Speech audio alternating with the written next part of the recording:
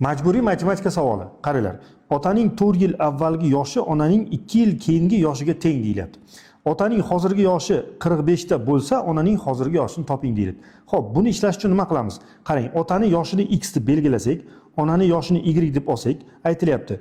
Otaning 4 yil avvalgi, demak, otaning yoshidan 4 yil ayiramiz. Onaning keyingi, ya'ni 2 yil keyingi yoshi deyilyapti. Demak, onaning yoshiga 2 yil qo'shamiz. Shunda ular teng bo'lib qolar ekan. Va bizga berilgan narsa bor. Bu otaning hozirgi yoshi x bo'lsa, o'rniga qo'ysak, 45 minus 4 teng y plus 2 bo'ladi. Shunda 45 dan 4 ni ayirsak 41 bo'ladi va bu y plus 2 ga teng. Endi onaning yoshini topish uchun, ya'ni y ni topish uchun 41 dan 2 ni ayirib qo'yamiz va natijada onaning yoshini topamiz. Ona 39 yoshda ekan. Videoni saqlab qo'ying. Bir oydagi milliy sertifikat imtihoniga tayyorlanib yurganlar videoni oxirigacha ko'ring. Sizlarga foydali bo'lib qolishi mumkin. Agar video manfaatli bo'lgan bo'lsa, obuna bo'lib qo'yishni unutmang. Xo'p, qaranglar, bizga trapetsiya berilibdi va bo'yalgan sohalar bor, ko'rinib turibdi. Shu tepadagi DSYN to'rtburchak yuzini ANF uchburchak yuziga nisbatini topishimiz kerak. Xo'p, bu yerda bir qator ma'lumotlar berilgan. Qaranglar, F nuqta AB kesmani teng 2 ga bo'lib turibdi va DF kesmamiz SB ga parallel ekan. Bundan nimani tushunib yetamiz? Demak, FB ga DS ham teng bo'ladi. Ya'ni buni ham belgilab olsak bo'ladi. Endi qaranglar.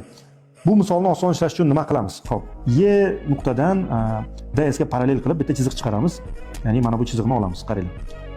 Xo'p, bu chiziq bizga nima ma'lumot beradi, qaranglar. Bu ham ularga parallel bo'lgandan keyin buni ham belgilab qo'yamiz, parallelligini bilishimiz uchun. Endi qaranglar, parallel bo'lgandan keyin bu chiziq hozirgi hosil bo'lgan chizig'imiz, ya'ni mana shu chizig'imiz, mana bu chizig'imiz bilan teng. Ya'ni bu chiziq AF bilan ham teng. Teng bo'lgandan keyin ular yana parallel bir-biriga, bu burchaklar, vertikal burchaklar bo'lgandan keyin bu uchburchaklar yuzalari teng bo'lib qoladi. Ya'ni mana bu tomonlar ham bir-biriga teng bo'lib qoladi. Keyinlar biron bir harf bilan belgilaylik. KN bilan NF ham teng bo'lib qoladi. Demak, bu degani bu ikkalasi uchburchaklar yuzalar teng bo'lsa, bu yerda Y nuqtamiz SB ni o'rtasi bo'lgani uchun, ya'ni o'rtasi bo'lgani uchun, demak K nuqta ham DF ning o'rtasi bo'lib qoladi. Demak, biz mana bu tomonni biron bir harf bilan belgilasak, misol uchun bu A bo'lsa, bu ham A bo'lsa, demak DK 2A ga teng bo'ladi.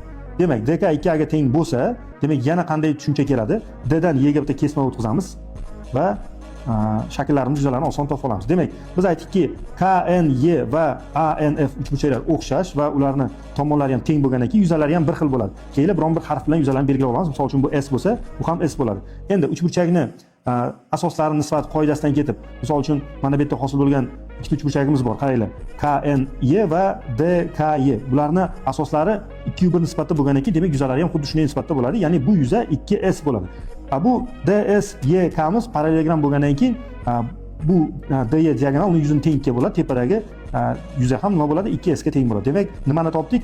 Yozadigan bo'lsak, tepadagi to'rtburchagimiz yuzini topdik. Bu S 2S ni yig'indisi 5S bo'ladi. Pastdagi uchburchagimiz yuzasi esa u S ga teng va yuzalar nisbati 5 ligi kelib chiqadi. Videoni saqlab qo'ying.